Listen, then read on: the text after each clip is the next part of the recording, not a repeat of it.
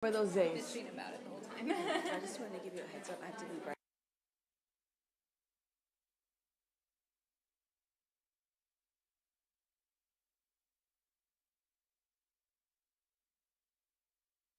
I appreciate it. Thank you. Okay. Good afternoon, and thank you for coming to the Health and Government Operations Committee. My name is Jocelyn Pena-Melnick. I am the chairman. Today we have a new state trooper. Can you tell us your name? Welcome to the Health and Government Operations Committee. We appreciate you. And today's lawyer for the bills is actually Lindsay Road, who is amazing. And I want to thank our members for being present. You know, I start right at 1 o'clock. If I can help it. So, and everyone that came today, thank you so much. And those at home, thank you for being with us.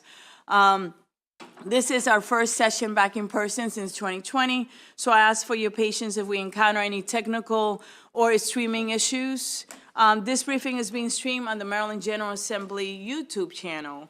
Panelists will control the transition of the slides. Before this briefing, all members will email a copy of each presentation by our wonderful counsel. So I know you have it because I am CC and I got it. If you do not have these documents because maybe they went to spam, please let committee staff know and we will send you a copy. Please adhere to our usual committee rules of 1 question and 1 answer from the panel. Please, not 1 question and 1 answer from each panelist. Please keep your questions brief. Just go straight to the question. Please keep in mind this briefing is scheduled to conclude by 3 p.m.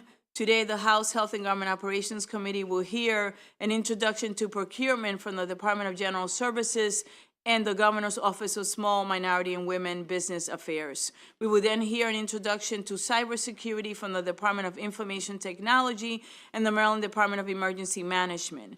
We will begin with Mr. Michael Hafley, Acting Chief Procurement Officer from the Office of State Procurement. Please begin your presentation and welcome to the Health and Government Operations Committee. And you can bring your panel with you. Good afternoon. Good afternoon.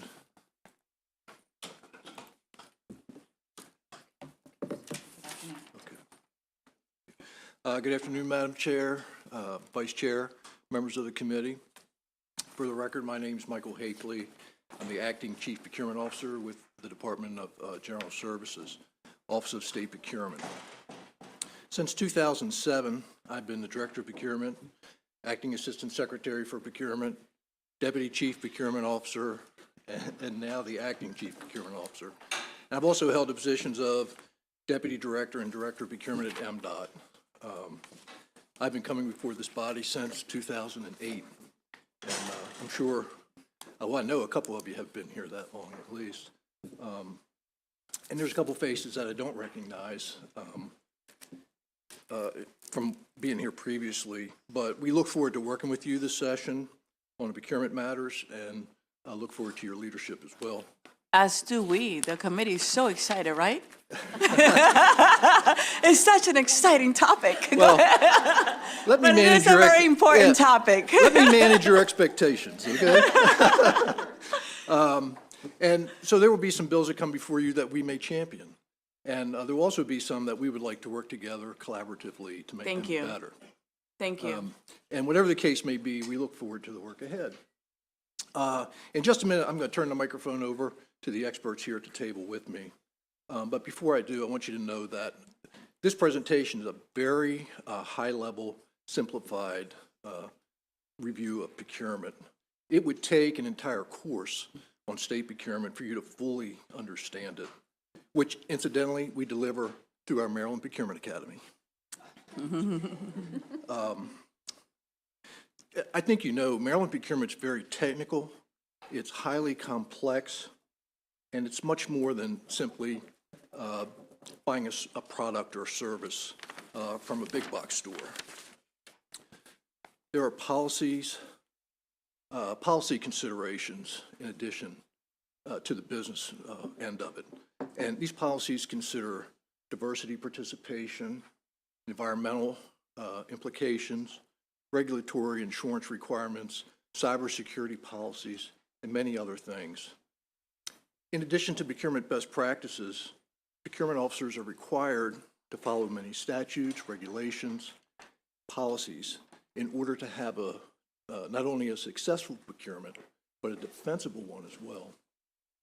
And so with that, I will turn the presentation over to Jamie Tomaszewski. She's the Chief Administrative Officer for the Office of Procurement, and Allison Tavik from the Governor's Office of Small, Minority, and Women Affairs. Thank you. Good afternoon. Good afternoon. Thank you so much for having me.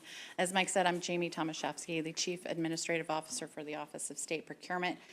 In my previous life, I was the Chief of Procurement for the Department of Budget and Management under Professional Services, and have been with the state for 15 years, and all in a procurement capacity. And so if you want to ask me any procurement questions, I am what I call self-proclaimed procurement nerd, and I'm happy to help you out with that.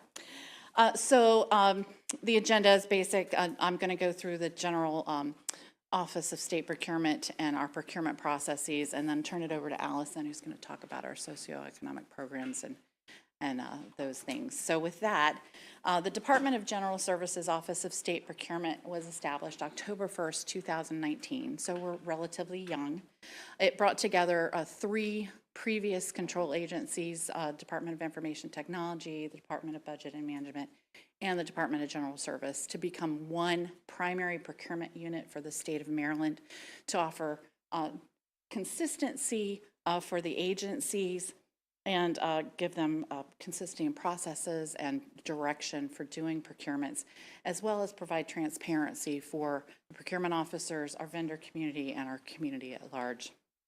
The Office of State Procurement has 4 units. So we have the Office of the Procurement Officer, which is where I sit, and we have a business services unit, data analytics, and internal auditing in there, as well as our Maryland Procurement Academy. The Office of Procurement Operations is where all of our procurement officers sit. E-commerce is our eMaryland Marketplace Advantage, which Emma, you may have heard of. It is our e-procurement platform, which is the tool that we use for doing our procurements. And then our procurement policy, compliance, and reporting unit, which covers all of the policies, procedures, and best practices that we put in place for the procurement officers, and then the compliance for those delegated procurements. We have people that go out and ensure compliance with those procurement processes. And then reporting, the reporting part of that is the Board of Public Works, our action agendas that we take to the board for their approval, and our procurement activity reports that we report to the board with all of the procurement activities that don't have to go to the board for approvals. So the organization of state procurement, we have 5 control agencies. So besides Department of General Services, the State Treasurer's Office does banking and insurance. Department of Transportation is limited to transportation and transportation-related services within their purview, as well as the Maryland Port Administration. And then the University System of Maryland is also a control agency. So not all agencies come through the Department of General Services, but if they're doing A&E and construction or facilities maintenance, commodities, and professional service or IT, they would come through our office. The Board of Public Works consists of the governor, the comptroller, and the treasurer, obviously, and then everything that we do that is above, most often on a $200,000 level, goes to the board for approval. The Department of General Services, as the control agency, procures a variety of goods and services, and this authority and delegation is the responsibility of the Office of State Procurement within DGS. We manage, through our delegation and oversight from the Board of Public Works, the procurement office, the procurement processes for all other state agencies, either them doing the procurement on their own, or we would conduct the procurement on their behalf. Statewide contracts, master contracts are done through the Department of General Services Office of State Procurement to give the agencies resources for them to buy off of those contracts rather than having to procure them on their own. And we hopefully will get economies of scales for all of the state agencies, as well as local governments and others, if they would like to use those contracts, have the ability to do that as well. Next, procurement. What is it? As Mike said, it's the act of obtaining or buying goods or services through a process that includes preparation, processing, selection, compliance, and approvals for payments. We use State Finance and Procurement Article Division 2 for most of our laws for procurement, as well as the Code of Maryland Regulations, COMAR Title 21. And then we have the State of Maryland Procurement Manual that's housed on our procurement.maryland.gov website for all of our procurement officers to have available all of our policies, procedures, and best practices. And like I said about transparency, it's there for all of our vendors to see as well, so they know the processes that we follow and what we do when we're conducting a procurement. So there's a process, and this process follows the map. Right, we follow each step of this process in order to do every single procurement that we do for the state. In this process, that's all laid out. These steps are laid out in our procurement manual. And the first three are planning. We spend a lot of time on planning a procurement. Is it the appropriate thing to do? Why are we doing this? The procurement officers have to make a determination as to why they're doing the procurement, what method of procurement they're going to use, and then we follow through from that. And then the last four steps are the procuring steps, putting out the solicitation for the availability of vendors to respond, and then evaluating those responses, and then making an award and performing the contract. All of these steps in the manual, as I said, this manual is the basis for the curriculum that we use for the Maryland Procurement Academy, as Mike mentioned. It is where we do our CMPO certification, which is the Certified Maryland Procurement Officer certification. When we became the Office of State Procurement, we added a certification process to the state MS-22, which is the job description for the procurement officer classification. So all procurement officers in the state within their first year of service have to go through this training and get their certification in order to perform these processes with the procurements. The Maryland Procurement Manual is a living, breathing document housed on our procurement.maryland.gov website, as I said, and provides all the policies and procedures that we use to be good stewards of the state for getting the best value in our contracts. There's several methods that we can use in the state, of procurement methods that we use. However, the most prevalent that we use are competitive procurement methods, which are the competitive sealed bids process and the competitive sealed proposals process. So the main differences between the two is one is an invitation for bids where we're getting the best price. We're looking for the lowest price available, or if we're looking for a percentage of revenue from a vendor, then it's the highest revenue, right, that we can get for the state. So it's used when the state knows what it needs, a lot of commodities. We're going to buy this product, right? It includes written specifications that describe what the state needs, and the procurement officer determines if the bids are responsive and the bidders are responsible in order to make an award that's based on lowest price. So there's an apples per apples comparison to the vendor's pricing. Competitive sealed proposals are a request for proposals solicitation, and it's used when there's various solutions available out there, and we as a state don't necessarily know what's the best option to use. We bring in subject matter experts to help us on our evaluations so that we're evaluating all of those proposals. So it usually includes a statement of need. This is what the end result we're looking for, but not necessarily all the steps to get there. So we look to the vendor community to provide that information to us.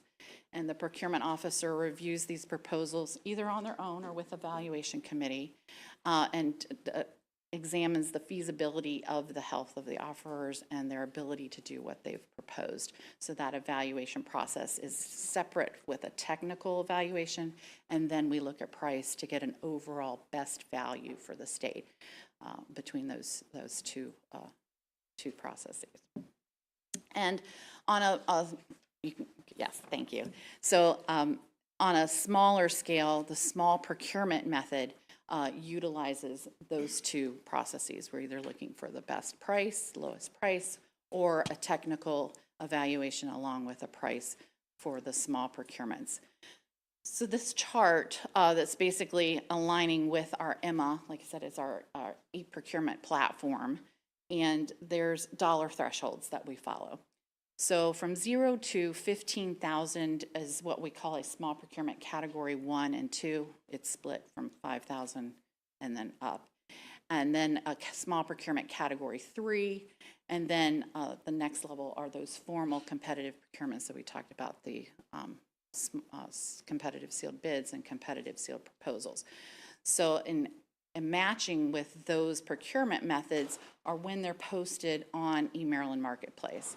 So everything that we procure in the state in a small procurement category 3, 15,000 up to 50,000 is posted on eMaryland Marketplace Advantage on EMA.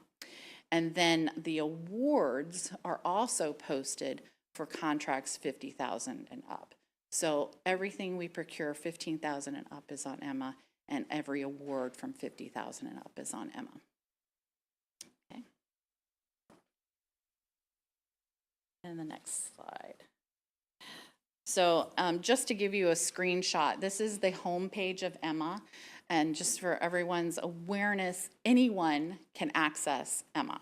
So if you just go to procurement.maryland.gov, click on EMA, or you can go directly to emma.maryland.gov, and you'll get to this homepage, and you have the ability to select public solicitations, public contracts, vendor searches. You can see everyone that's registered to do business in the state on EMA here. This is also where our small businesses do their self-certification that come through the Governor's Office of Small Minority and Business Affairs Office, as well as our veteran-owned small business enterprise program.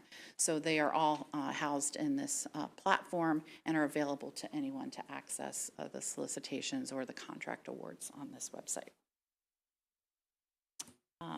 So some key differences, differentiators for our public procurement. So all vendors must be in good standing with the Maryland Department of Assessments and Taxation. The competition is an integral part of our public procurement process, and we actively seek to get multiple bidders and offers, even beyond the vendors that are registered on EMA. Each solicitation prior to being published is reviewed to determine if it will be designated as a small business reserve or SBR procurement, and to the extent to which minority and vendor-owned business participation goals will be included. So law passed last year. Everything 50,000 up to 500,000 is designated as a small business reserve unless the agency or procurement officer can show that there's not enough competition with small businesses for that procurement, and they would request then to have a waiver or exemption from the small business reserve designation. But hopefully that will start showing an increase in our small business participation. And as I said earlier, the Board of Public Works approval is required for most of our contracts over $200,000. And with that, I'm going to turn it over to Allison to talk about what some of those, the different programs and how they fit into our procurement process. Wonderful. Thank you, Jamie. To Madam Chairman and members of the committee, it's my pleasure to be here today to join my colleagues from the Department of General Services and talk to you a little bit more about the socioeconomic procurement component of our procurement programs. I'm Allison Tavik. I'm the Director of Communications and Outreach with the Governor's Office of Small Minority and Business Affairs, and my colleague and Chief of Staff Pam Gregory is here today, as well as two of our compliance managers, Lisa Mitchell-Sinar and Karen Reyes. So our agency has oversight. We monitor and look at the compliance of the state's 3 socioeconomic procurement programs. This is actually spanning 70 agencies. In addition to the 3 programs, we're the agency that's legislatively mandated to report the performance of those participating agencies. So we issue the annual report every year that compiles the performance of all 3 of the programs. We're also tasked with conducting statewide outreach and training, and we have a very robust menu of programs. You know, this is a complicated process, and we are very committed to helping our vendor community be able to compete with confidence. So our training webinar series, our connecting through procurement officers with our Ready, Set, Grow program, and then every other month we just help small businesses navigate. There's so many small business resources out there, and we just keep putting them in front of them so they can connect with the right ones at the right time. We also maintain a really robust website where we curate all the resources that we can find that governments are putting out there and making accessible and available to the small business community.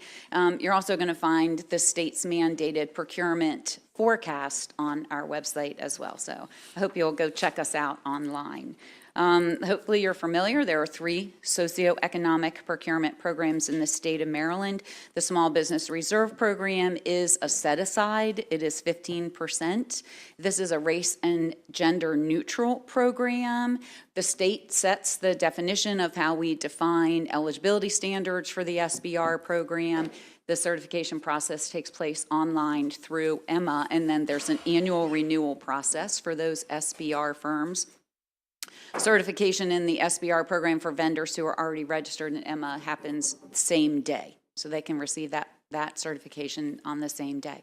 Our MBE program, the oldest of the 3 and the one you may be most familiar with, is certainly a national gold standard across the United States. The Minority Business Enterprise Program will actually celebrate its 45th anniversary this year. This is predominantly a subcontracting program, and we have an aspirational goal of 29%. That's a statewide goal, not an agency independent goal. This is race and gender specific, so these guys have to go through an application process. It is performed by the Office of Minority Business Enterprise, which is housed at MDOT. So you'll often hear small businesses say, I'm MDOT certified. They mean they're MBE certified in the state's program. This program also has an annual renewal process. The newest of our programs, the veteran-owned Small Business Enterprise Program, also predominantly a subcontracting program, a 1% aspirational goal here. This is an online certification, again, through the Emma platform. It does have an extra step for veterans to verify their veteran status, so it takes about 2 to 3 days to complete that. Now, and this also has an annual renewal process. It's really important to note that our MBEs and VSBEs are strongly encouraged to perform in the prime contracting role. So participation or certification in either of these programs in no way limits them to the subcontracting role. They can perform in either. And there are even some things carved out at the MBE level to help MBEs who serve as primes to build their capacity a little further by allowing them to perform in the sub-goal category simultaneously. So again, all 3 programs have annual renewal programs. I think one of the most important things we're sharing with our members of these communities is renew. It's easier to maintain your certification than to go back and get it again a second time. So where do we sit at performance? Well, at the end of fiscal year 21, as reported out, our SBR program made $448 million in payments, a 10.2% achievement. This is a combination of our aspirational, or of our designated and non-designated procurements through the SBR program. Our MBE program achieved 17.2%. This was $1.1 billion in awards. And the VSBE program at 6.6%, $30 million in awards to our veterans. As you heard me say, the MBE program, or the SBR program, which is a prime contracting program, when we look at the performance of MBE and VSBE programs, we look at prime and subcontracting categories. For our MBE program, about 1/3 of all this activity at the MBE level is performed at the prime contractor level, and at the VSBE level, about 2/3 of the work coming to VSBEs is happening at the prime. Just to verify or to clarify the difference between a set-aside and the aspirational goal, the set-aside means that 100% of the contract value is awarded to the certified vendor. For us, that is our SBR program, that race and gender neutral program. We use these measures primarily to make sure that we've fully exhausted race and gender neutral measures before we apply race and gender or race and gender conscious measures. Here, the participation, that 15%, is actually enumerated in the statute, and then we measure achievement by payments. This is dollars directly in the pockets of SBRs. The statewide aspirational goal, this is a portion of a contract. That's why it's predominantly subcontracting, but again, MBEs and VSBEs can perform the prime contracting role. We use the utilization and availability study, commonly known as the disparity study, as the constitutional basis for being able to conduct an MBE program. So this is a very important part of our program. Vendors who get the certification can perform in multiple categories. So they can be an MBE and a VSBE. They can also be an SBR at the same time. The statutes give our agency, or our office, the authority to then set the aspirational goal. We look to the disparity study and performance of the program in order to do that. Here, our achievement is being measured by awards. Okay, but we capture payment data and report it to the public because we understand, again, money in the pocket. It's a very important measure of how these programs are performing. It's important to reinforce kind of what Jamie talked about before, and that the individual contract goals here, the designation to the SBR program or a goal for MBE or VSBE inclusion is actually determined at the agency through their procurement review group. And they do this on a contract by contract basis. We do not set one sweeping goal that applies to every scope of work. For our SBR designations, Jamie also pointed out that we passed the governor, former Governor Hogan started with an executive order that was turned into statute last year. So for all qualifying purchases between $50,000 and $500,000, they're automatically being designated to the SBR reserve as long as they meet the criteria. If an agency needs to ask for a waiver, they're going to do that through our office.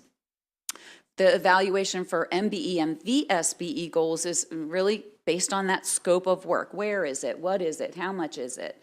What's the time frame for it being done? Our office is going to review the large contracts. So anything $25 million and above, we're going to look at the inclusion of that contract before it hits the streets.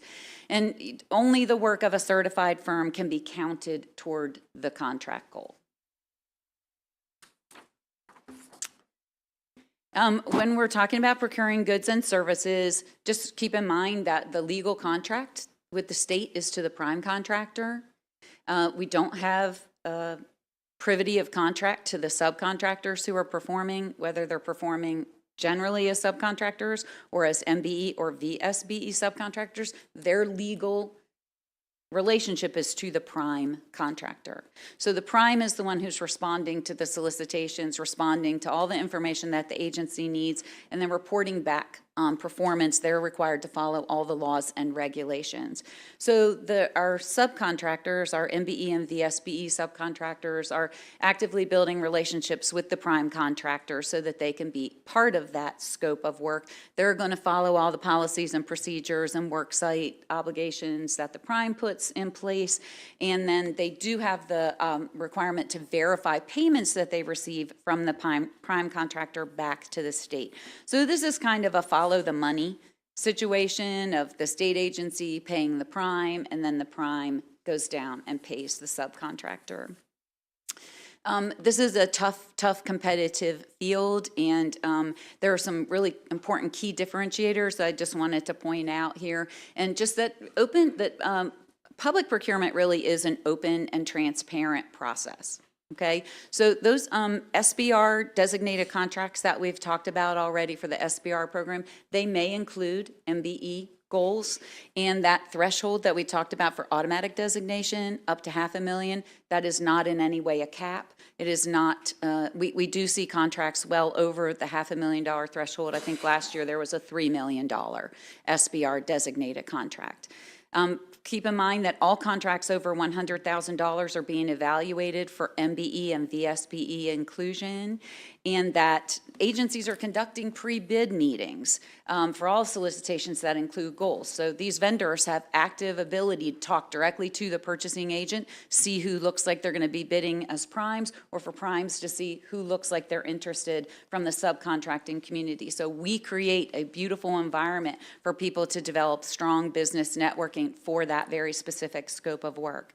All the bidders or offerers must name their MBEs and VSBEs at the time they submit the solicitation. So they can't do it afterwards. They have to have those relationships built in advance.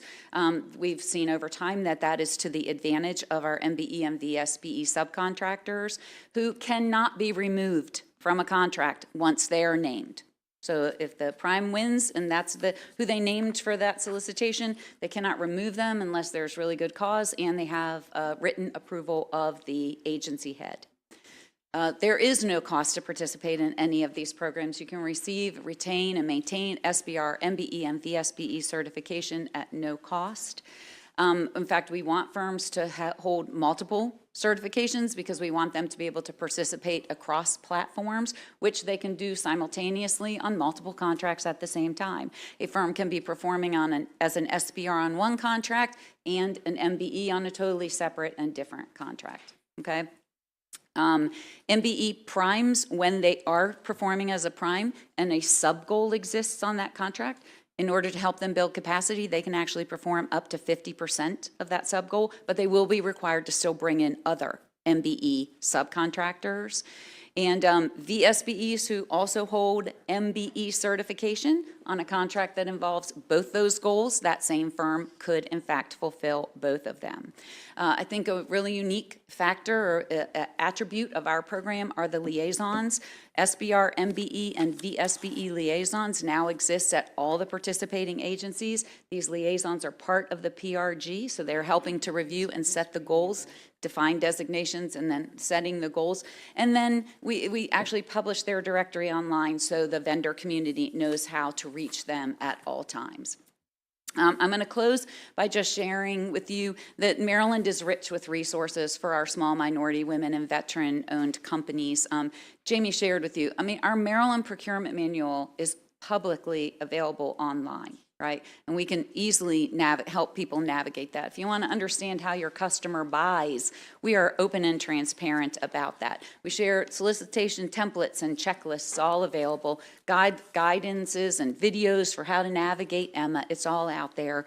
The Maryland procurement forecast for what the state believes we're going to be purchasing, public, transparent, searchable database on our website. We even teach vendors how to mine public data. We have videos and slide decks to teach vendors how to go find potential opportunities and then connect whether they want to be primes or subs. Okay, so our monthly webinar series, our quarterly procurement PRG, Ready, Set, Grow, where we actually bring procurement officers out into engage with procurement officers to actually meet vendors, and then our or every other month when we do outside vendor resources. Across the state, you're going to see tons of resources. Maryland Business Express is operated by the State Department of Assessment and Taxation. It's an incredible platform for small businesses, whether they're trying to get their business up and running or keep it and maintain it and grow it. There's actually a whole database of the Maryland Financial Incentive for Business database operated by the Department of Commerce. Businesses can go in and keyword search different kinds of financing or access to capital that they are looking for. The Maryland Entrepreneur Hub, hundreds of resources that can come in from externally outside of the state, so it's not limited to state government resources. Our small business development centers, the procurement technical assistance centers, women business centers. It's a great place to do business. So that's going to wrap it up for me. I want to thank you for your time, and I think we'll entertain any questions you may have. Thank you. You had a fourth person. Is that person? Yes. Yes. Okay. Will you come up, please? And can you bring the chair? You could bring a chair over. And please tell us your name, and we're ready to listen to you. And then we'll entertain questions. Thank you for your patience. Good afternoon. Good afternoon, Madam Chair and You can committee move the members. microphone closer to you. And Thank you committee so much. members. My name is Pam Gregory. I'm the Chief of Staff for the Governor's Office of Small Minority and Women Business Affairs. I've had, like Jamie, a long career with the state of Maryland. I started at Coppin State University many, many years ago, and moved over to the Office of Minority Business Enterprise at MDOT, where I was there for quite a few years, and then with the Governor's Office of Small Minority Women Business Affairs, back to MDOT, and back again with this office here. I'm here supporting the experts, and we're ready to answer any questions. And I am really pleased to meet you. We have a Government Operations Committee where all these bills, these topics today, these bills are assigned to. And the attorney Rode is the attorney for the committee. The chairman of the committee is Delegate Ken Kerr. And the members are Alston, Chisholm, Gazzoni, Hill, Johnson, Kaiser, Kipke, Lopez, Shalega, and Taveras. And they're the experts that we're going to be relying on whether these bills go, are passed or not. What I would encourage you before we ask questions is that if you see any bills from our members, I know that they know because they're well-trained, right? We all learn to contact the agency to see if we can compromise or work on it. How does it affect you? If you'll be so kind, if you don't hear from a member and have someone in your agencies look at these bills and contact the sponsor and sit down with them and try to work things out, I know that she and I will be very grateful as well, and so will Delegate Kerr. So welcome, and if there's anything that I can do, my door is opened. So we're going to start in the way I saw the names. I first saw Delegate Kaiser, followed by Delegate White, then Delegate Ken Kerr. Thank you, Madam Chair. My question's for Jamie. First, I don't know how to pronounce your last name. Tomaszewski. Okay, that's not as hard as I thought. Okay, thank you. Sorry about that. I appreciate what you said about being good stewards, and I know that the rules and regulations we have are mostly for good reason, equity, fairness, transparency, all the other great reasons. Do you have suggestions, maybe not now, but at offline for ways to streamline the process at any step of the process? I would love to hear about that. I would be very happy to share Okay. ideas on streamlining. We do also have the Procurement Improvement Council, which has a majority of different agency secretaries or their designee. Our Chief Procurement Officer is the chair of that committee, and we meet quarterly to talk about how to improve the processes of procurement. And so we do have a Delegate Charles is our representative from the House, and Senator Griffith is the representative from the Senate. And so we meet, like I said, quarterly, and would be happy to work with you on that. Thank you. And if you have ideas, will you be so kind and send it to the delegate, please, and to the committee? That would be wonderful, okay? Thank And you. she's actually on the Government Operations Committee. The way I saw it is Delegate White, followed by Delegate Kerr, then Vice Chair Kelly, then Delegate Alston, then Delegate Rosenberg. Yes, thank you, Madam Chair, and thank you for coming and sharing with us this afternoon. I have a question for either Allison or Pamela, but as it relates to the performance metrics that you presented, could you share a bit more about the proportion of, specifically for MBE program and in particular, about the proportion of those who were prime contractors versus subcontractors? Thank you. It was For the MBE program, 1/3 of that total came to, went out to prime contractors, and 2/3 in the subcontracting arena. For the VSBE, it's the flip. Veteran are winning 2/3 at the prime level and performing 1/3 at the subcontracting level. All right, thank you. Next, we have Delegate Kerr, and we have a couple of members that are not feeling well that are actually listening from home. And I know I got one question from one of them, and I'll wait at the end. But Delegate Kerr, you're next. Thank you, Madam Chair. My pleasure. Madam Chair, I have a little baby question Sure. followed by a normal-sized question, if It's I may okay. ask both. You know what? You are the chairman of the committee, so I'm going to be very flexible with Thank you. Okay, well, thank you for coming today, and I'm sure we'll be getting to know each other over the coming months. My first question is, do you have a glossary of terms? And if you don't, all your acronyms? And if you don't, can you make me one? We'll be happy to accommodate you. Thank you. And will you share it with the whole committee, please? Yes. We have one on our website. I will say I haven't looked at it for some time. I probably needs to be updated, and some collaboration with my colleague here at Jamie would come forth. But it is actually a teaching point we do in our webinars, that understanding our language is a very important component of success. You have to speak the same language we speak. Thank you. So my question is, what you've described for us today is when things work correctly. This is the way it's supposed to work. I imagine that over the past few years, you've faced some unexpected challenges. Can you give me a sense of how you were forced to adapt and adjust during the COVID crisis? And if this is going to take, we can follow up later, but just give me a little bit of a sense, please. Yeah, that is a pretty deep subject. It's been the subject of several reports as well in the past. That was trial by fire, quite frankly. You know, we do emergency procurements. It's not untypical, but to have such a large operation such as COVID, that was unprecedented. We literally worked around the clock 7 days a week, 3, 4, 5 months till things settled down a little bit.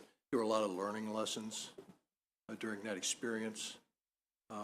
So we tried to do process improvement, even, from one day to the next. But it was just an enormous amount of activity. We created new processes to try and expedite contracts and contract awards. And so we reflected on that as well and tried to improve our normal processes today. The other thing, we have this dialogue with our vendors continuously, so we get a lot of feedback. We have a lot of opportunities to reflect and make adjustments as well. I know constituents speak to you about concerns they have, and, we want to be a part of that process. I know we've spoken to several delegates already this year about bills, and, we're looking forward to working with them to get us where we need to be. Thank you very much. And if you'd like to follow up, I'd like to continue the conversation. Thank you, Madam Chair. My pleasure. We have Vice Chair Kelly, followed by Delegate Alston. Thank you, Madam Chairman, and thank you all for being here. This has been really wonderful. We're the Health and Government Operations Committee, and you guys are here for your government operations function, but I would like to ask you a question that is also related to the healthcare work that we're doing. So I think this is for my procurement nerd here at the table, but let me know.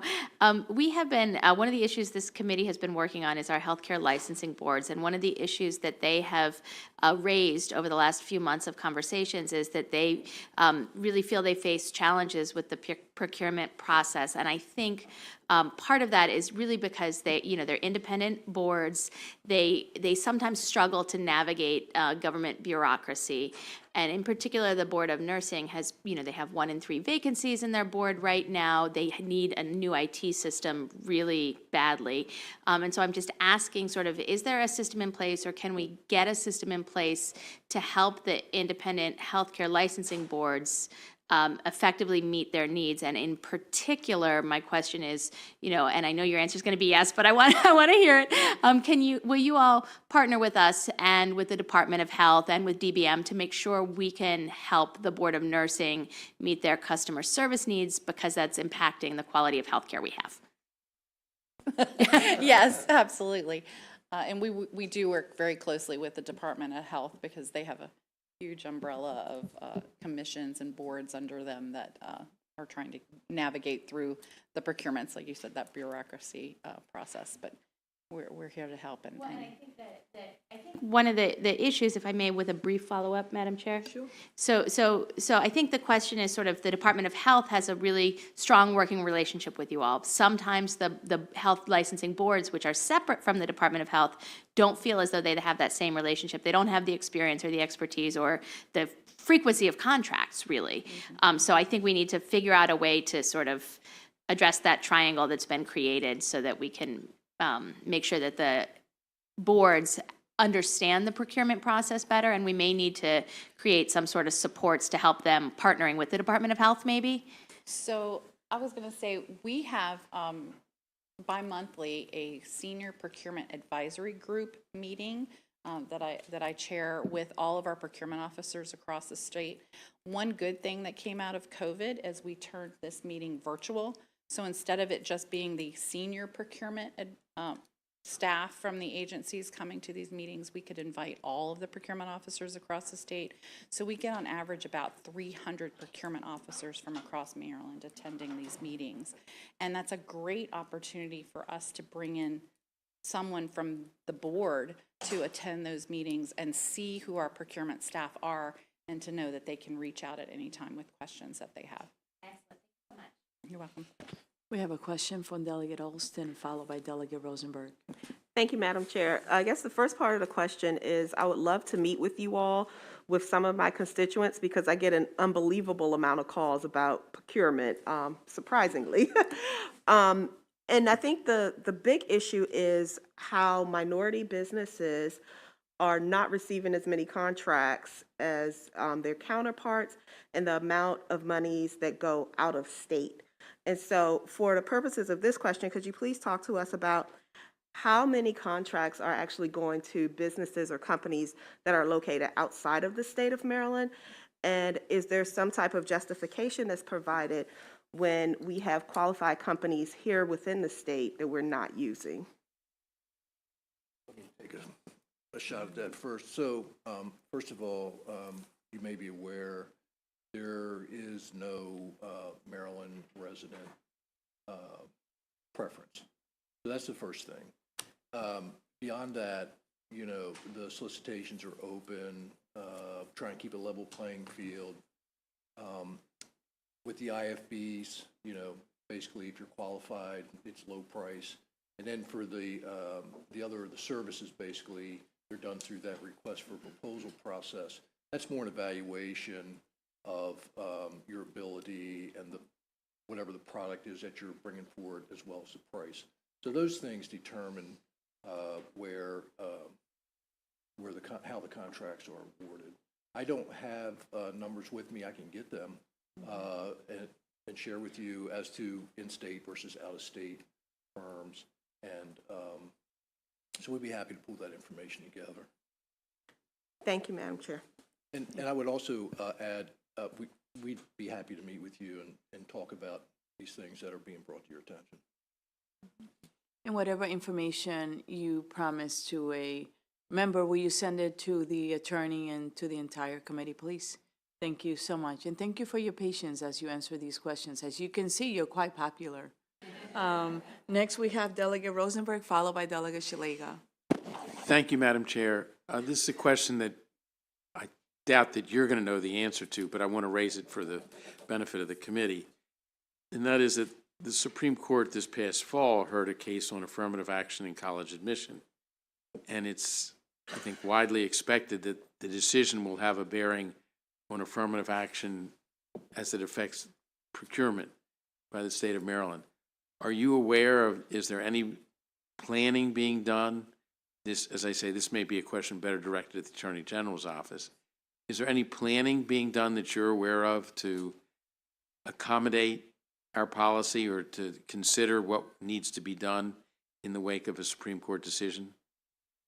Not specific to that question. Clearly, we've all heard the governor and what his initiatives are. I'm already working closely with his staff to see if we can do some things differently to help move that along. So, but no, I would think we probably need to speak with our partners at MDOT and GOSBA and the Attorney General's office to your specific question. Thank you. You're welcome. I understand. Thank you. And you'll see some members get up and leave and come back. We're in hearings, and some of our members have bill hearings in other committees, but no disrespect meant. It's just part of the process, but they'll be back to the committee, okay? Delegate Shaliga. Thank you, Madam Chair, and thank you for clarifying that, so everybody knows we're hardworking, we're just not up and running around. Can you remind me in the committee, what happens when there are complaints from bidders, that somebody feels as though their bid should have been accepted? I'll say there are 3 levels, let's say, right?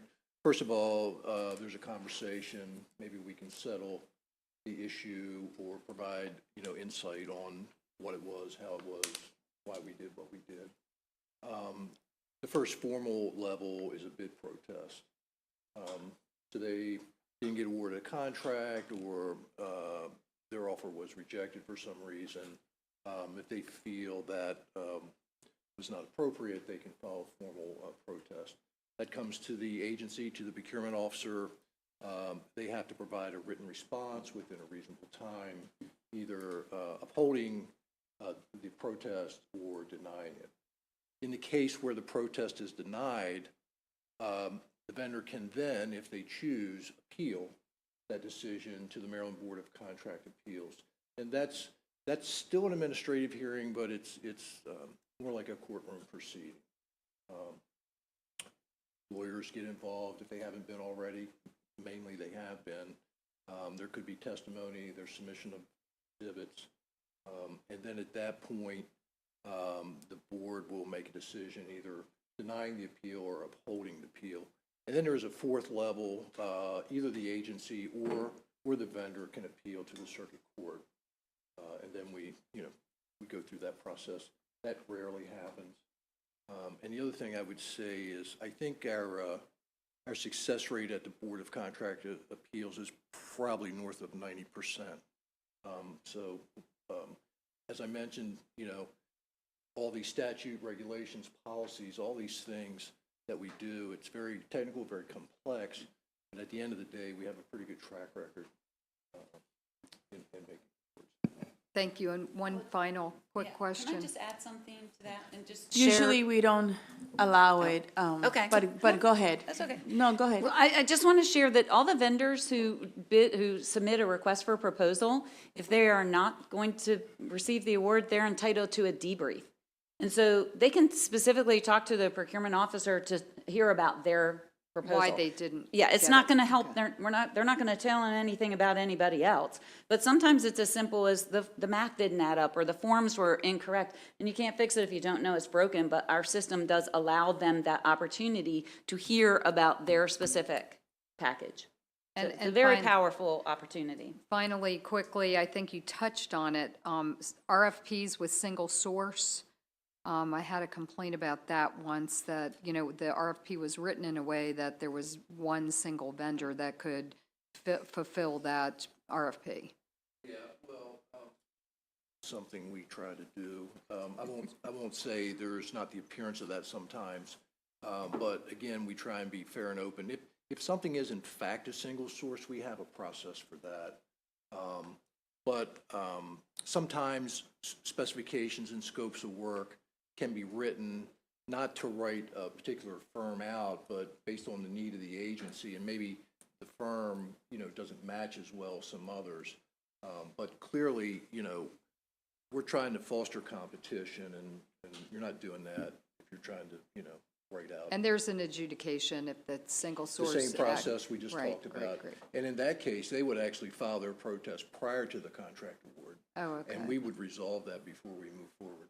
Great. Thank you, Madam Chair. And I was a little flexible and allowed the extra questions and the explanation because I think it was important for the committee to understand the whole process. So for the committee, if you see me break the rules a little bit, it's when I think we all need the information, okay? So I have a question from one of our members who is not feeling well and is at home, and that's Delegate Terry Hill. And she asked, how commonly do we use particular for service procurement such as vehicle modifications under DOORS or MDOT, and any qualified vendor procurement method whereby standards or certifications are set and in-state vendors who meet them are listed as approved vendors? If never, why not? That's a lot to unpack there. Globally, let me say that where we have master contracts or contracts where we have qualified vendors, that qualification process happens openly and transparently through competition. And I'm just trying to read between the lines of the question. I'm not aware that we, say, well, if you're like, something and above, you automatically get a contract. That doesn't occur. As far as I know, that hasn't occurred. But generally, we have competition. We have a lot of contracts, as you know, where we have master contracts, secondary competition amongst the masters. That's the majority of the master contracts we have. We also have, especially in construction, we have master contracts where we rotate through the contractors. Typically, these are 3 to 5 firms. The exceptions are the IT contracts. You may have heard CATS Plus, our consulting and technical services, as well as hardware and software contracts. There's literally hundreds of vendors. They're qualified, and once they meet the qualifications, we do a secondary competition to all that's qualified. And if you'll be so kind, and can you reach out to our office to see if she has any other concerns? Yes, ma'am. And another question that was sent to me was, please explain the special procurement relationship with BISM and MCE.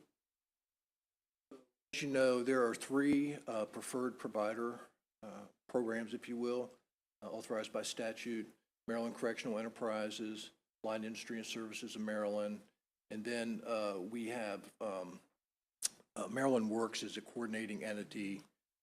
And for the my new employment members, will you be so kind and explain what a preferred provider is? Yes. So statutorily, these 3 entities have first right of refusal for any of the products or services that they provide.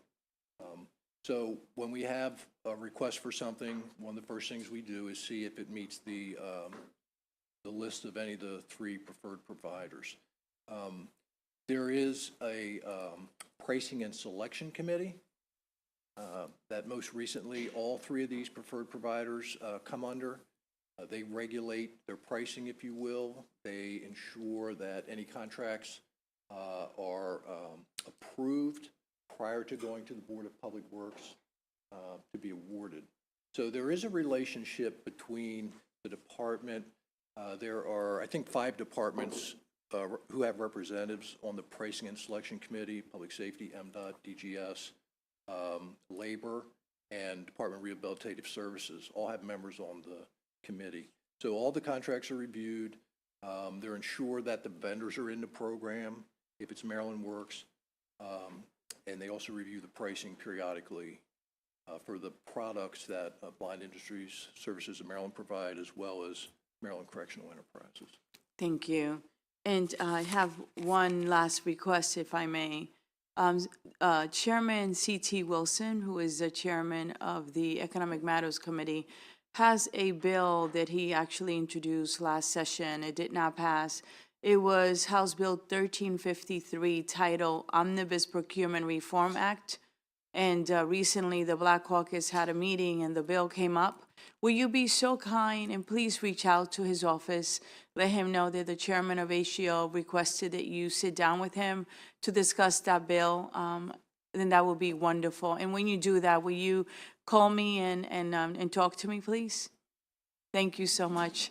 I just want to thank the committee for your patience, and I want to thank you for your patience in answering these questions. And again, if you see any bills, reach out to our members. Our members will do the same to you. You have a blessed day. Thank you. So next we have Cybersecurity 101. Are you guys ready? More exciting stuff. We have the Department of Information Technology. We have the secretary, the new secretary, and the State Chief Information Security Officer. I would like them to introduce themselves to you, and welcome to our committee.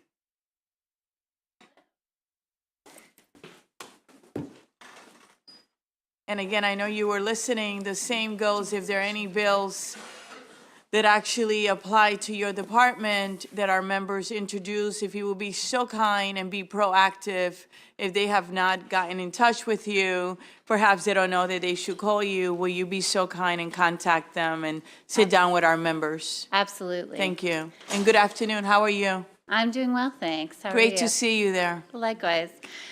Madam Chair, Madam Vice Chair, and members of the Health and Government Operations Committee, my name is Katie Savage, and I am the appointed secretary for the Maryland Department of Information Technology.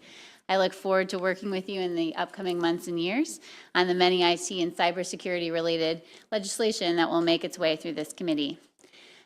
Madam Vice Chair, to follow up on the last comment about the Board of Nursing, I've already been in touch with the appointed secretary for MDH, and she and I are already in discussion, so I look forward to working with her and my colleagues at DJS on that as well.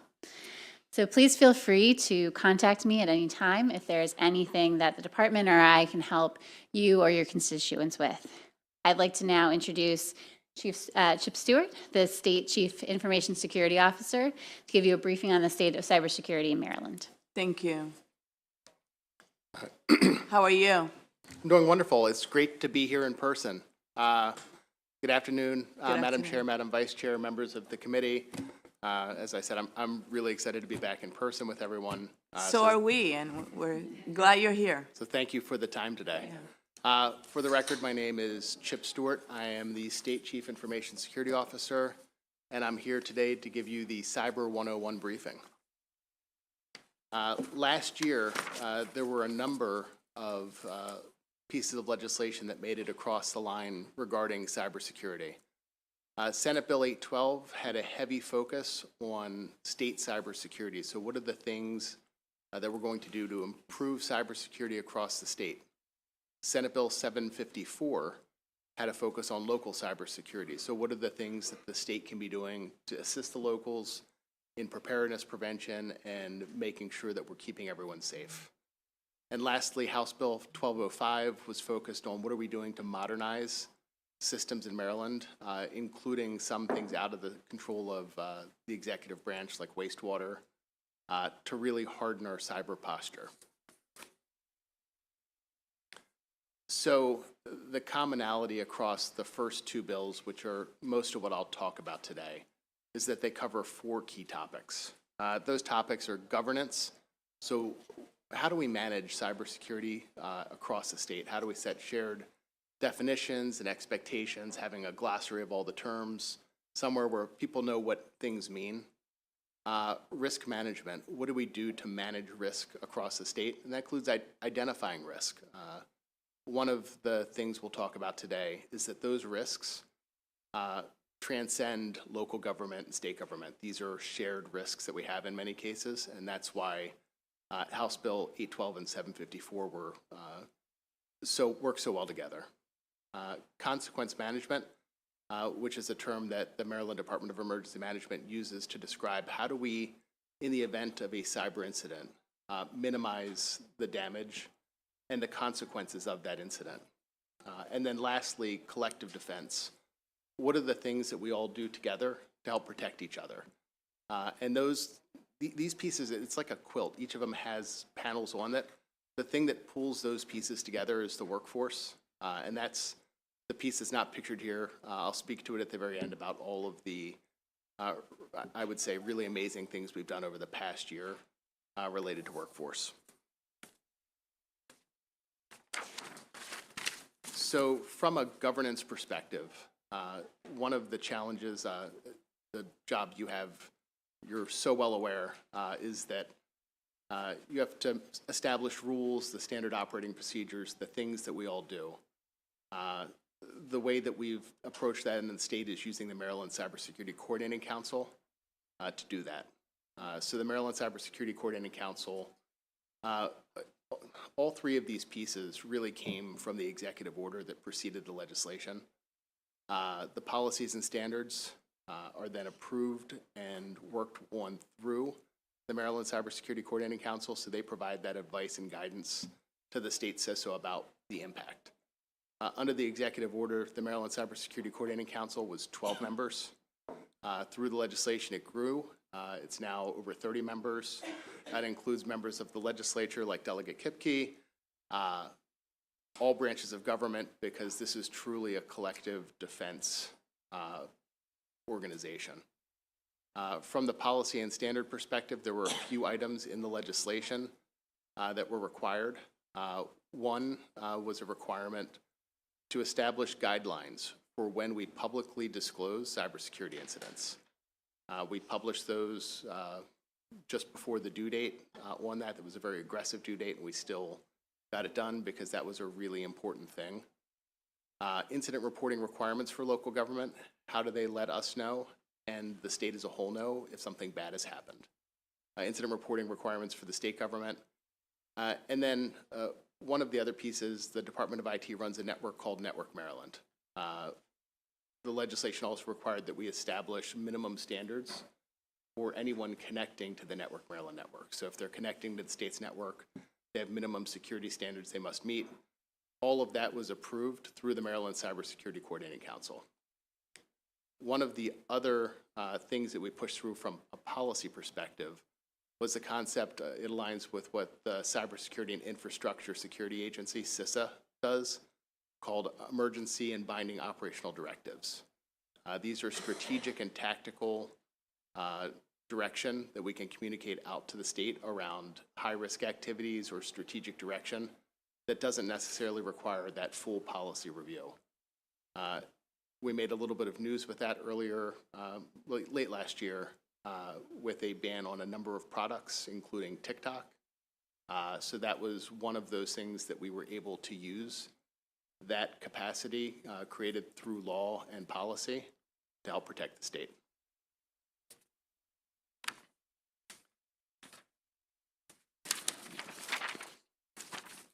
So the next thing I want to talk about is consequence management. And I try to be really clear about our job versus the Maryland Department of Emergency Management's job. MDEM's job is consequence management. Our job is to make their job as easy as possible because they have a really hard job. So what can we be doing to help them? One of the things that we're started to roll out is what we're calling the Cyber Resilience Centers of Excellence. These are a set of tools, templates, training, the things that can help local governments and state government prepare for incident response, disaster recovery, and technology business continuity. One of the things we've developed through that is what we call the tabletop in a box. It's a set of tools that allows them to simulate various types of incidents, and they can then use that to evaluate whether their processes and procedures work as expected. We have an incident reporting and handling capability that we've built in the Department of Information Technology's Office of Security Management. So if something bad happens at a state or local level, we have resources we can deploy to assist. We've been doing that since 2019 to support local governments and state governments when disaster strikes. We have the incident reporting and handling capability. So when a organization experiences an incident, they get a message pop up on their screen that says you have to pay ransom. They have a denial of service attack. We have a reporting mechanism that allows them to report that to us so that we can then use that to help protect others. And then the last thing from the consequence management perspective, I talked about the tabletop in a box. We did a full-scale tabletop with the executive branch in October of last year. We simulated an incident. We did a big briefing. And I think what everyone learned through that is that that is an activity that we should be doing on a regular basis because it was so valuable.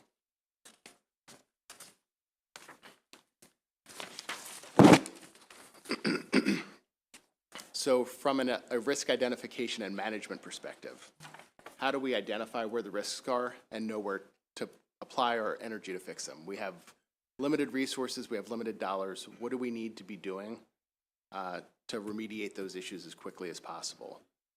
So we used what's called the National Institute of Standards and Technology, NIST, Cybersecurity Framework. You'll hear CSF used as the acronym to describe that, as the framework to identify where we have gaps in our operating procedures and our tools and our technology. Alongside that, we did what's called a penetration test. The tech teams love penetration tests because that's the cool thing. You get a team of very skilled white hat hackers to try to break into our networks. And if they are able to find vulnerabilities or ways in, we then use what they've discovered to fix that. So it's a great real world test to make sure what we expect is happening from a process and technology perspective is working as expected.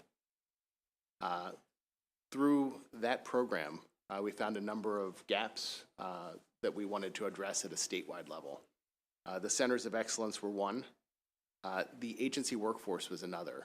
So one of the single biggest things we were able to identify for whether an agency or organization performs poorly or well is if they have someone that wakes up every morning and says, cybersecurity for my organization is my job. That's my responsibility. I'm accountable for it. So we're rolling out what we're calling the Agency ISO program. It's the Agency Information Security Officer program. These are folks that will wake up every day with that mission. In the interim, we have a gap. We're going to bring in consultants to help shore up the resources inside of the agencies to make sure that those deficiencies are remediated as quickly as possible, considering all the statewide priorities. And then the last thing is an investment in those shared cybersecurity capabilities. We made a pretty significant investment in what's called endpoint detection and response. That's software that runs on every PC, every laptop, cell phones and servers that detects if a bad guy is doing something and works to stop it and remediate it. And then in addition to that, we're putting a big emphasis on maturing all of our existing cybersecurity services offered to make sure that we really are doing everything we can to establish world-class cyber in Maryland. From a collective defense perspective, we have the Maryland Information Sharing and Analysis Center, which we call the MDISAC. The MDISAC is a hub for information sharing between local government, state government agencies, other states, federal partners, and private industry. So we pull that information in together and then reshare that out if we're able to enrich it to help identify vulnerabilities that could impact agencies, local governments, help them close those off as quickly as possible. From the legislation, we now have a director of state cybersecurity and a director of local cybersecurity. We hired those individuals earlier late last year, and both of them are working hard to help provide all of the capabilities to the local governments and to the state government that we have available for them. We have the Maryland Local Cybersecurity Collaborative. That is the organization. It's a working group inside of the Office of Security Management, pulls together all of the local government partners to collaborate. We can find out what they need from the state. We can make sure they know what we have available to them. It's a great thing. It started last year. It meets every 2 months. And it's the first time we did it, my inbox blew up with how impressed everyone was and how much they appreciated it. And then lastly is the State and Local Cybersecurity Grant. So through the Infrastructure Investment and Jobs Act, there's a grant program. MDEM is the lead on that, but I'll speak to what I see as the biggest value there. The federal dollars aren't the value. It's that those federal dollars brought everybody together. So we're all working together with a shared mission to protect the state. So the last thing I want to speak to is our workforce development initiatives. I pulled some stats I'll say I haven't verified them, but the numbers I've seen, there are 26,000 unfilled cybersecurity jobs in Maryland, 85,000 in the DC, Baltimore metro regions. That's a lot. So we need to find talent and retain talent wherever we can. Through that, we have the Maryland Technology Internship Program and the Maryland Institute for Innovative Computing Programs. Those allow us to source interns from Maryland universities, from students that graduated from Maryland high schools, that are enrolled in university out of the state. Those have been tremendously valuable programs. We have an apprenticeship program through the Innovative Workforce Solutions contract, so that allows us to find resources that have come up through non-traditional tracks. These are folks like maybe that college wasn't for them. And for me, this one hits home because I'm one of the people that would have benefited from a program like this. And then the last is the incumbent program. So we're using the EARN grant to upskill our existing state workforce. So this is taking, in its pilot, 50 information technology workers and teaching them about cybersecurity, making them cyber resources for the state. And then the advanced incumbent program. So that is taking 50 cybersecurity professionals, helping them get high-level certifications and training, and making them more capable for defending the state. So with that, that's the end of my slide deck. I appreciate the time and welcome any questions. Absolutely. Are there any questions for this panel? I have Delegate Rosenberg. I would just add the technology internship program that you glowingly referenced was based on an op-ed by Freeman Rabowski that I turned into a bill, and then Governor Hogan funded it. So it's great to hear that it's working. Thank you. A quick personal note, one of our interns was recently the intern of the month for the program. It's a big program, and we have managed to convert most of our interns to either contractual employees or contractors because they really enjoy the work of the mission and what we do. So thank you. Thank you. Yeah. Delegate Shalega. Thank you. I was really pleased to hear that TikTok's banned. Tell me more, is on all state computers? Like, I don't obviously want to put it on mine, but would it stop me from doing that? Authority for the state CISO is limited to the executive branch.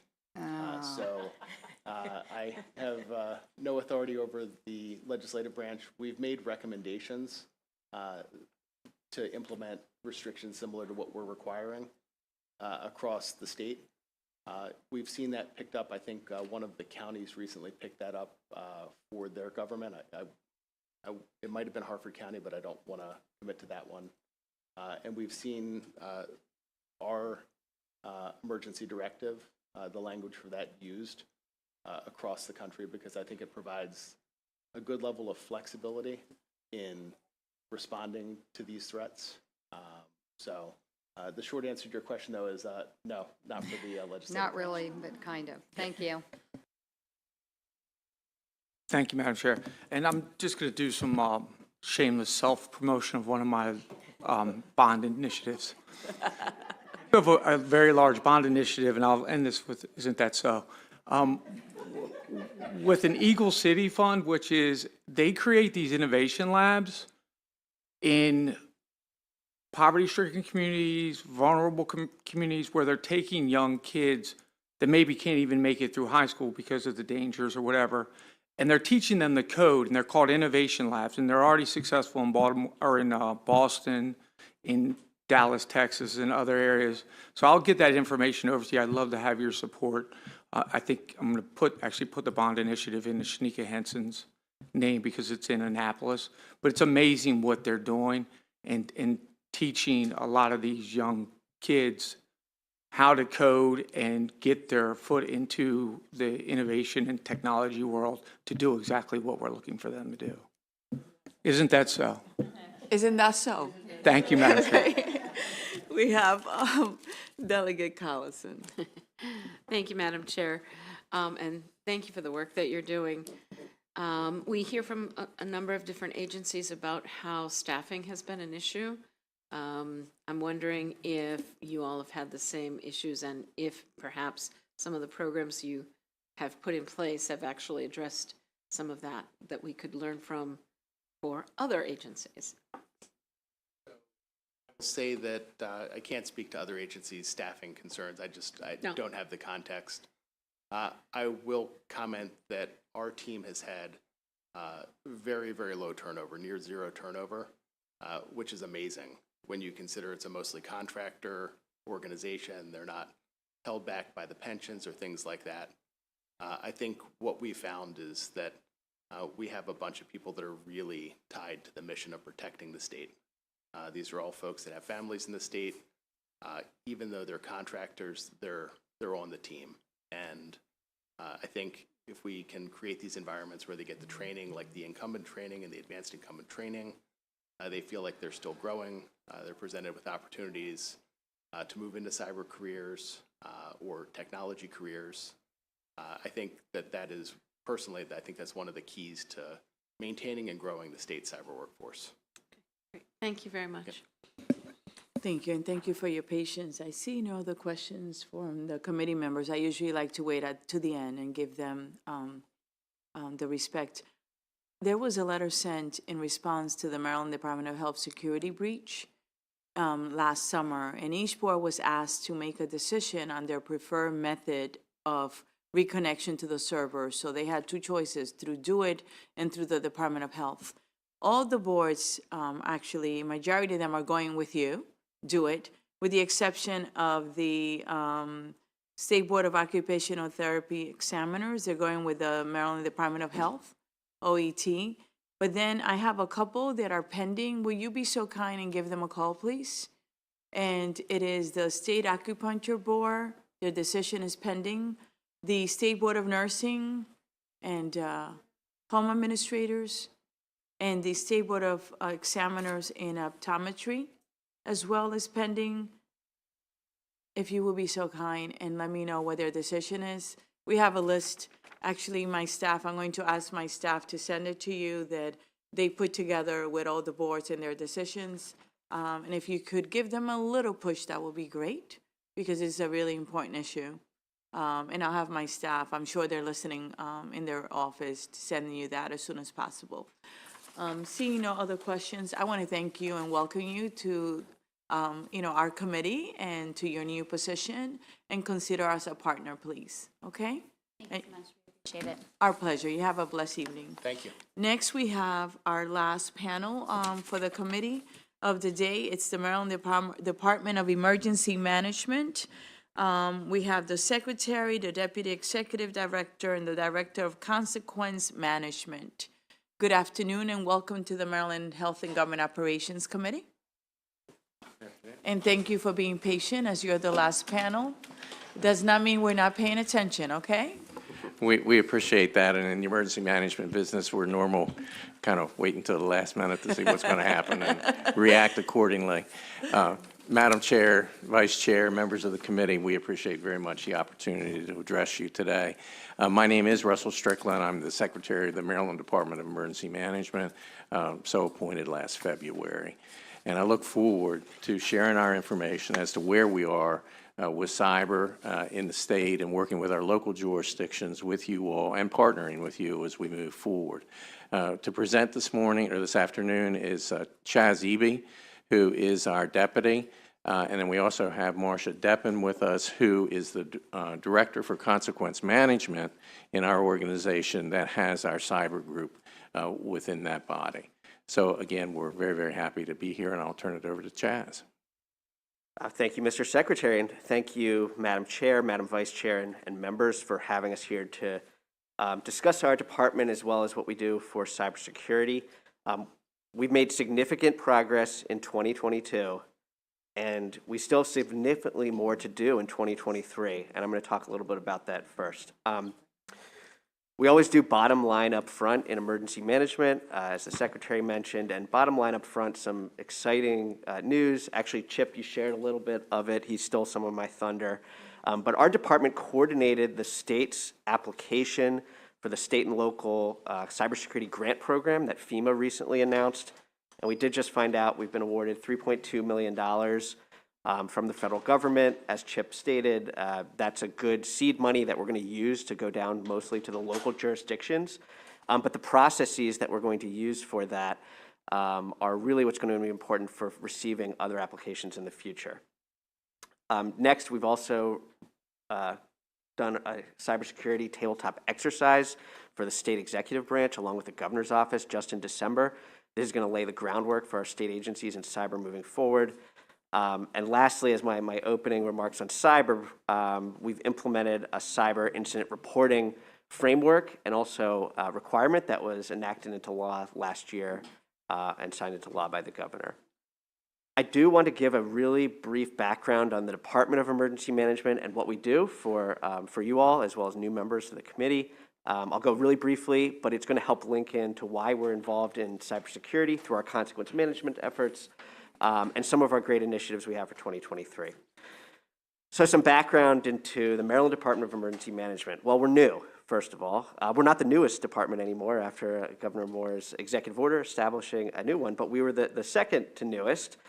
We really focus on supporting our local jurisdictions, along with our state partners, in building resilient communities that can withstand and recover from all disasters, as well as prepare and respond to those. Next slide.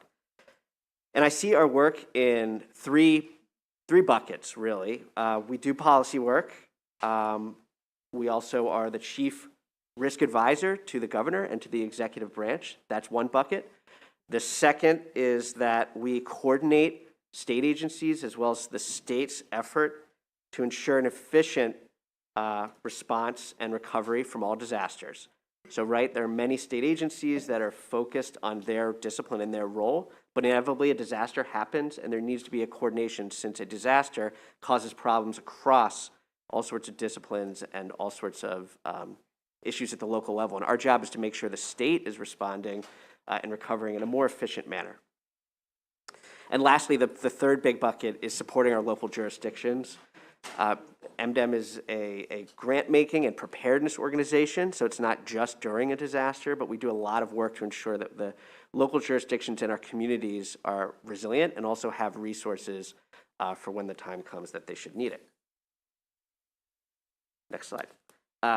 So again, what we do, it's not just during, it's before, during, and after disasters. Before disasters, we execute planning, training, and exercise programs. We conduct outreach. We do hazard mitigation projects, which are infrastructure projects that reduce the state's risk. And again, we do also grant making to local jurisdictions.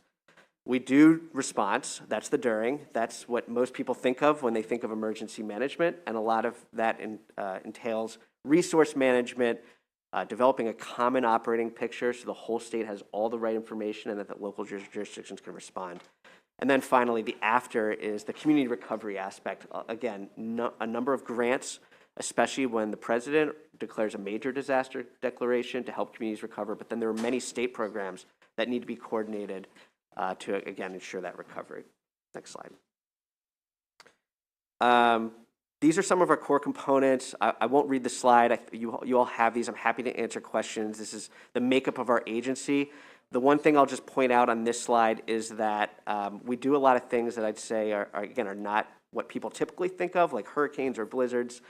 For example, we were asked to chair and staff the Food Systems Resilience Council, which was made into law 2 sessions ago. And so we have a coordination role. That's the key, right? A lot of these problems necessitate multi-agency problem solving, and we are the coordinators of a lot of those efforts. Next slide.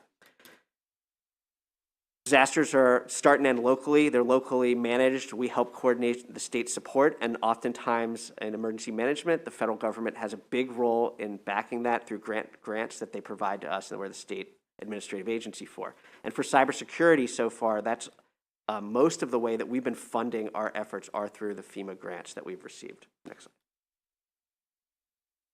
All right, that was my really quick overview. Again, happy to take questions on the agency, the department, and what we do, but I do want to spend most of the rest of our few minutes on our role in cybersecurity and also some of the initiatives that we have going on. So again, similarly to any hazard, we coordinate the state's effort along with a lead subject matter expert agency, which in this case is the Department of Information Technology, our close partner.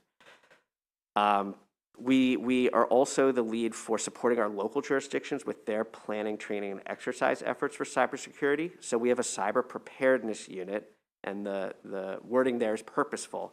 There's a lot that needs to be done ahead of time, and with our grant-making expertise as well as an already standing planning, training, and exercise unit within our Consequence Management Directorate, we already have the infrastructure to support them and assist them in doing it across any hazard, and cybersecurity is just another really important hazard there.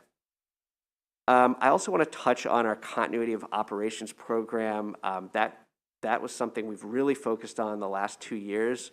It was actually a self-inflicted wound in a way. We put in a departmental bill that required our own department to go out to all of the state agencies and ensure that they do have solid continuity of operations programs and plans. We then received all those plans back and then had to evaluate them and work with those agencies in providing technical expertise.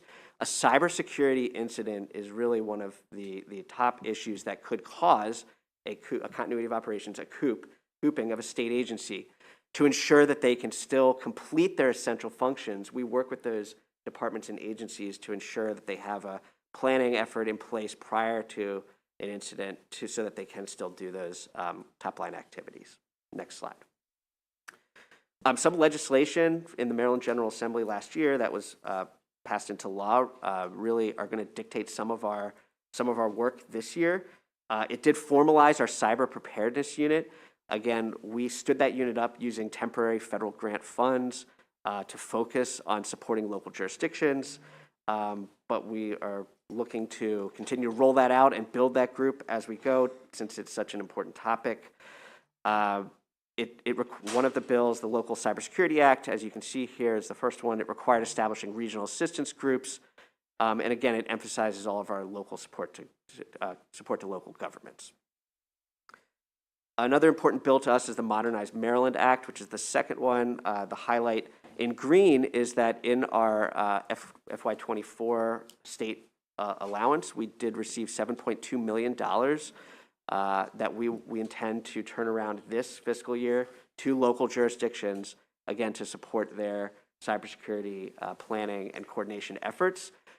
The great thing is that we've already established a committee that was required for the federal grant that we recently received, and so that same committee can receive those applications from local jurisdictions. We already have an established process and make sure we can get that money out rapidly to our partners. Next slide. All right, so what have we done so far? Again, we've helped coordinate the state's application and submission for the state local cybersecurity grant program. That's the federal money that we just received. We have done a continuity of operations program that I mentioned for all of our state agencies. We've conducted the tabletop exercise with the cabinet along with Do It. We're also working right now on establishing a database of all cybersecurity related resources out there. So the federal government has a similar database, but there's much more than just federal resources out there and available to locals. In fact, many local jurisdictions have resources that can be shared across boundaries and that can be really helpful to their counterparts.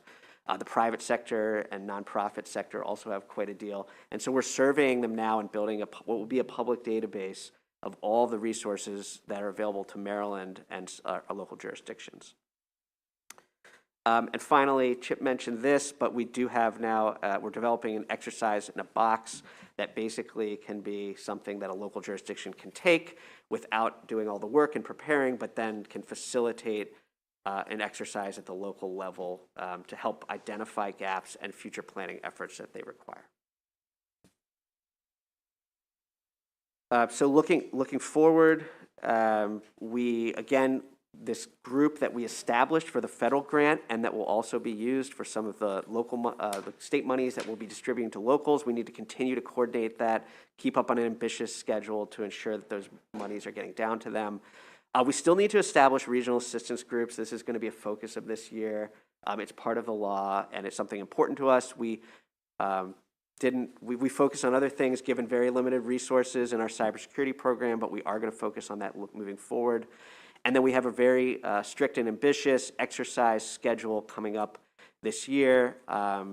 Again, next month, we'll be releasing our tabletop in a box for the locals. That's step one. We're going to conduct a statewide cybersecurity exercise this summer, and then fall into winter, we're actually going to go around and to each region of the state, geographic region of the state, and do tabletops in partnership also with the Maryland Center for School Safety, who's interested in joining us because of the threats of cybersecurity incidents to local school systems. And that is all I have. Thank you very much for your time. I'm happy to take questions with the Secretary and Marcia. Thank you, and thank you for being with us today. We really appreciate it, and congratulations on your new positions. As you do this tabletops, if I may just gently recommend that you work with MACO and MML, the local government, and also if you're going to be in a particular jurisdiction, if you will be so kind and find out who represent that jurisdiction, and perhaps the delegates can show up as well. And they can actually also put it on their social media, right, and get the word out there. So consider us a partner as well. I do have questions from my members. The first one is Delegate Lewis. Madam Chair, and thank you to all of you for your presentation. I'll just mention that I'd be happy to publicize your tabletop meetings on my social media, including TikTok, if that's okay, but I'll use my personal devices for that. My question is this, I'm very You didn't know we were funny in here, right? My question has to do with the cyber assessments that reports that you solicited and that you have reviewed or will review under the cyber preparedness bill. As you know, we had a few ransomware attacks in the state and over the last few years that really interrupted government services and operations. And I'm just curious to know what the preparedness plans in these various jurisdictions looks like, whether you recognize any patterns of weakness or inadequate planning, and what kind of recommendations you'll be offering. And, we're just hoping that it will make a big difference for our local jurisdictions. Thank you. Thank you, Delegate, for the question. We found initially that it varies quite a bit across the state, levels of preparedness. Again, we are working very closely with DO-IT as we do any future assessments. One of the important things that we do in emergency management is really like a maturity model. So we find best practices that have worked. We've seen it work in local jurisdictions and help other jurisdictions that might not have that, move forward a step by step in an iterative way. And so part of the point of the database that we'll be building is like, where are those best practices that can be directly applied to sister counties and other jurisdictions. So as we go through this process, we're still really in the middle of it. That's going to be really important to me, is to see like, what are the top 5 things that other counties are doing that can be emulated. Thank you for your reply. Delegate Collison. Thank you, Madam Chair. So I think I heard this, but I just want to make sure that I did. So your support to the locals is continuous, right? That if they need help, they can reach out to you at any time. Is there any kind of system in place that would alert you to the fact that a local might be having challenges that you could offer support to? I understand the relationship here, but and I want to honor that. But I just, in terms of the significance of breaches and the impact that they have, I just wanted to see if we have the loop closed in terms of making sure that we're being as careful as possible. Yes, and thank you for the question, Delegate Cullison. So we just completed our integrated preparedness program, and let me tell you all what that is. It's a neat idea, and I'm glad it works well for us. We go around the state with some of our planning, training, exercise team, and actually before each year, with each local jurisdiction, say where are you now? Not just cybersecurity, but just anything that touches on emergency management, and where do you want to be? And what planning, training, and exercising do you need to get to that point this year So that's the support model, right? They identify their own gaps by working with our team, who again go around the state, physically go around the state, meeting with these local agencies, and we build a plan for them for that year. Again, a model where we can help provide, along with FEMA, support to help them get from point A to point B where they want to be. And in this year, there were a number of cybersecurity, again, planning, training, exercise components that local jurisdictions self-identified through this process. And so I hope that at least partially answers your question. But the point is, we have to go to them before anything happens to be like, where are your gaps and what can we do to help get you there? Yes, Delegate Bandari. Oh, thank you, Madam Speaker. Madam Chair. I'm sorry, Madam Chair. Again, I do not want the job. I am happy where I am, okay? Okay, thank you, Secretary. Rumors get started, right? Yeah. Let's nip it. Yeah. Quick question: what steps do you plan to take to address the shortage of qualified cybersecurity professional and ensure that there is a sufficient pool of trained personnel to protect against cyber threats? I think you can. Thank you, sir. Appreciate your question. Again, for the record, Marcia Deppin, Director of Consequence Management. And so we've actually been working with local colleges to secure their students that are looking to graduate from cybersecurity programs and get jobs. As Director Deputy Eby mentioned earlier, we are going to be hiring additional folks for our cyber preparedness unit, and we've been partnering with a number of schools to basically advertise our positions there, get somebody who has a background in cybersecurity, but also is able to have writing skills to help develop plans, help deliver training and exercise. So our scope of what we're looking for in a person is slightly different than a tactical cybersecurity person that maybe DoIT is looking for with a lot of that technical IT background. We are looking for someone who can present and do writing and develop some plans and stuff like that. But we've been partnering with them, and we've been partnering also with MACO and MML to work with their staff. And we have local associations that we advertise with. And so we're trying to get out there and get young talent, older talent, all the talent to come and work for us to solve these problems collectively. Thank you. Welcome. And as you do that, if I may, if you would consider, I know we have the 12 public institutions under the Regent system in Maryland, but the HBCUs as well, right? And a lot of it's great to see you there, to see a female in this field as well. Thank you so much. Are there any questions? Okay, I don't see any other questions, and I thank you for your time today. If there's anything we can do as you are doing your job, let us know. Consider us again a partner, and I hope you have a blessed afternoon. And for those of you in the audience, thank you for being with us. For our members, thank you for coming on time. And you all are working really hard because I'm seeing the emails, the bill, the people that you're working with. And I thank you, and I know staff thanks you. And for our staff, thank you for making things run so smoothly. We really thank you. You have a great evening, everyone. Take care.